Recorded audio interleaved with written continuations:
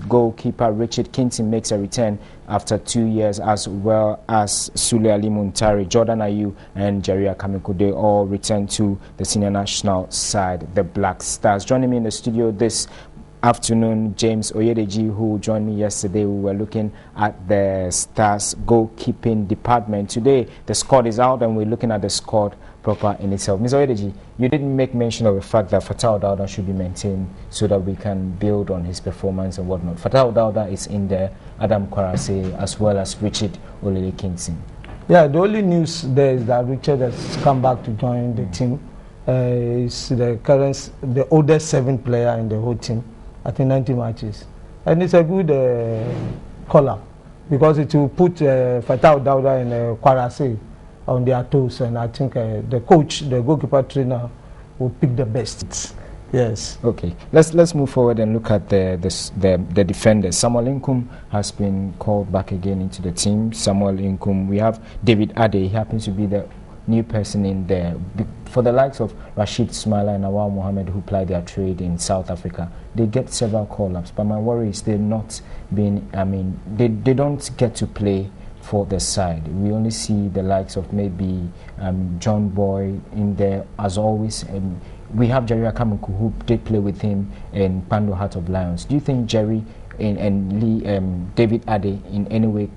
David Ade is also a natural left footer, as well as Baba Rahman. And you think our defensive setup in any way would be very, very solid this time? Looking at the Egyptians who really operate from the wings. You have asked the necessary questions and answered perfectly all the questions. The problem we had was that Harrison Afo was ineligible for this match.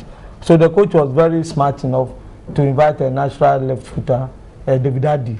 And Baba Rahman can play both legs, and he's also invited. It is good. So the problem of that left full back, what I still call number 3, has been solved with the invitation of these two gentlemen. I think David is a shoulder high above Rahman, so I expect him to be there. Now something is going to happen.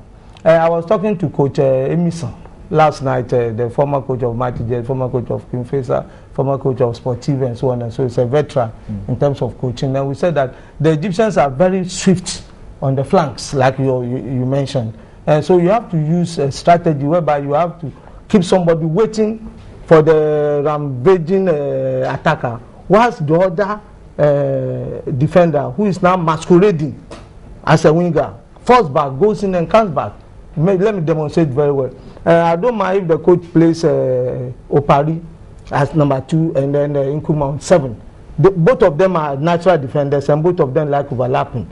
And since Nkrumah likes overlapping more than Opari, he can parade himself as an attacker, whilst in actual fact he's the one who will be falling back to prevent the left outside left player of the Egyptians from moving on. Because they scored in Angola against it was from the left when the pass came to Gado before Gado could slot it in.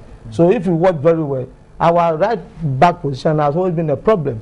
When Pinty was there, our saw lapses. When Jonathan Mensah was there, you could see that people have noticed that the Ghanaian right side is not as strong as the left side. So I think the coach has done a very good job by looking at the two areas, the right fullback and left fullback, and invited boys who can execute his program on that day.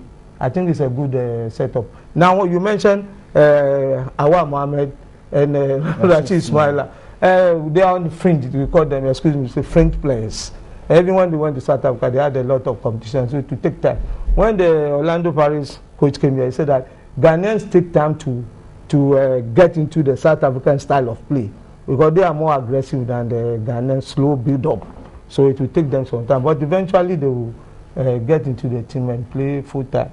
But for the Black Stars, I don't see them playing this particular match. But it's good, they have scored 25. So by the time we see the 18, we can now predict with a high degree of accuracy the starting 11. I can do that now, but for the benefit of other people and to give the coach the the right to name his 18.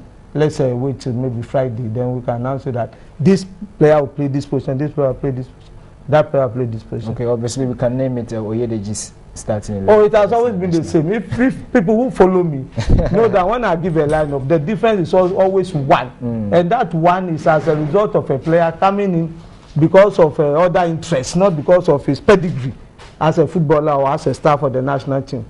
So quickly, I can now go ahead and say that Richard Kingston or Fatah Wingo, Opari, David Addy, then you have Akamingu and John Boy.